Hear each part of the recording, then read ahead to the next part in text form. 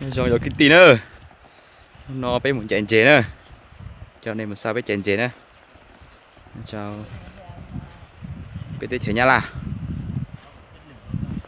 tí nữa chén chế bé nữa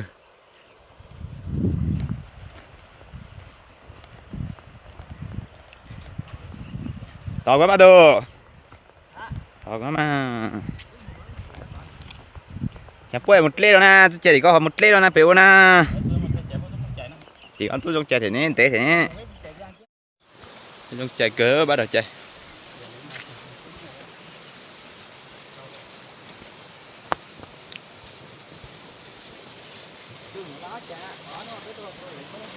ô là phá đồ phá một chế á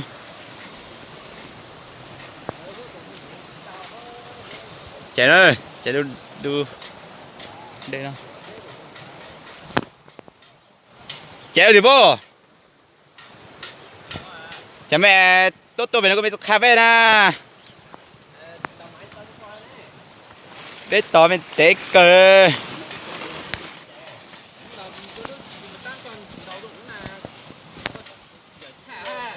giờ là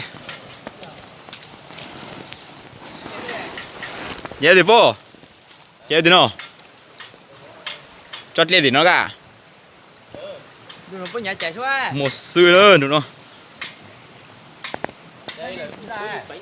giờ em bao giờ đấy tôi tao mày giờ đó ôi quay được mất chạy cho nó chót lên từ đó rồi sao hả chót lên nó muốn nó ô tôi thỉnh ra từ ra là thỉnh này ô em mẹ trong cái số phim tàu đi nha cho mình số phim tàu đi nhé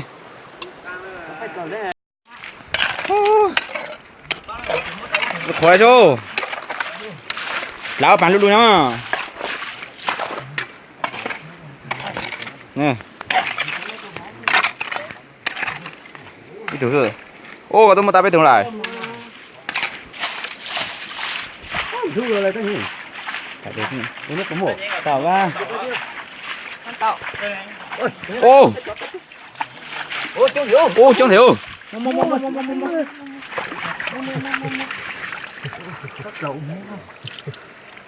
muốn thằng nó to trứng muốn tao này ô gì chẳng ăn bây giờ chìm nó cá thôi có tao khuấy nè có tao khổ mua cái này có mua chán sao mà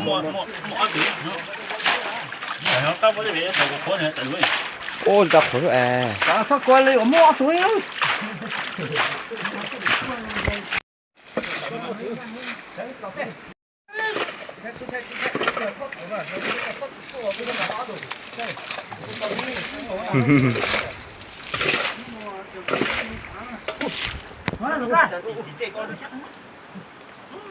thằng đâu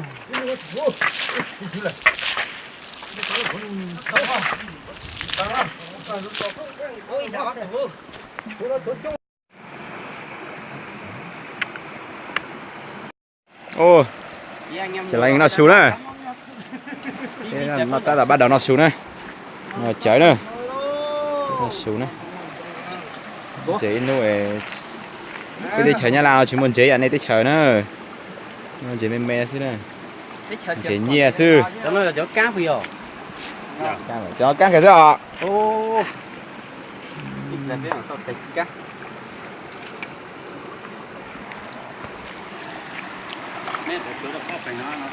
rồi coi phải con lúa bây giờ ô sao rồi giờ thì lúa mình nó tàn nữa ở đây khi chơi coi mình chỉ cho cái nó sủa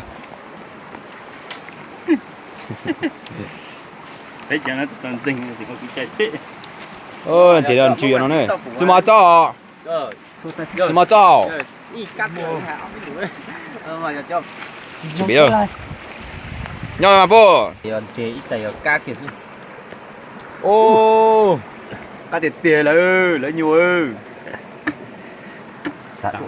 Chê o. Mang cái ta luôn. Mày mang tới đâu hả? Chạy vô cá luôn đi tật luôn. Mới chạy rồi. Bây giờ đây nó cho không gì. Mới chạy mà. Được học chạy đâu.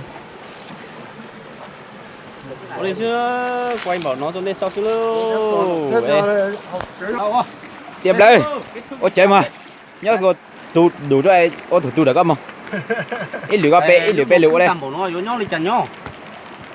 Ô nó cũng thảo quá. Có thể thấy có. Nó phải té rồi. Tao sắp tốt là của. Cũng là cho cá. Cá trắng rồi. Ui. Bây giờ lo nữa. Mẹ tôi muốn để từ tao. Bây giờ lo từ mua tao cho chị lo nữa, cho chị nghe rồi nữa. Cứng. Tao muốn trình độ tốt thế. Mọi lúc ăn thì cho ăn tụi em. Bây giờ nó phải cho cá chặt to thế. Mua ra tụi bay. Nó chơi cũng chắc ra. Giờ cứ chi đó. Giờ chơi được mấy nữa. Rồi nhìn này. Lại luôn cho mà. Chị ta. Ô, o từ o này nó một bên 100 mà. Đó. Alo. Hả? Mới có tới tôi. Nhìn nào ơi. O thì giờ lo nữa. Không không? Giờ chơi được tụi mẹ cho bự không?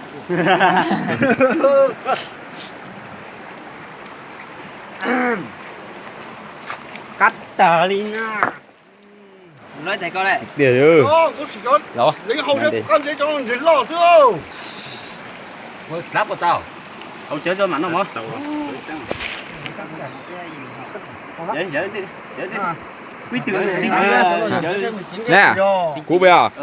Ô. Lưu tại rồi con ơi. Chăm đi này. Ô Liên. Cái chèo này. Nếu mà tôi tiền rồi, cái là na tiền là mình bỏ hết thế.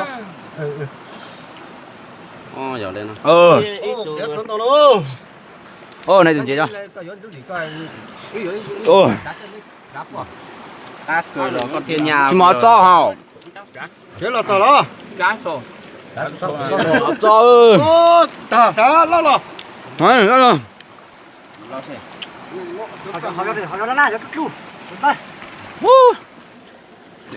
Cô cờ đi.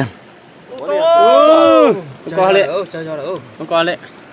Alo, chứ mà tao, chứ lo. Cái lính câu xuống ngọn nè. Cô. Chế cho con nữa. Chứ không có tao nó.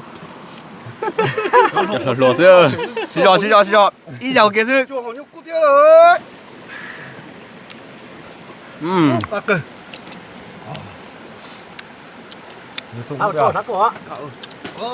Mẹ đã có thật là mẹ cho ô cả giá ô tỏ con lúa sư. Nó cho mình ngủ ơi, nó ăn chim nó kia Có luôn. chủ có phim bậy ảnh nó này là có cho ảnh đại diện mà. Chụp những cái con sâu này nó thích xem lắm ấy. Cháu luôn cho một cái lấy cho mỹ tê nó sụt à. Nó bên một chỗ mẹ là nó xin nữa. Cho lòi Lo mà anh chị cho bọn nẻ mình nhổ này. Bọn nẻ mình nhổ nhá phải chế to thế. Ô, nó cho lính theo một cái nó cực nha. Cá cơm.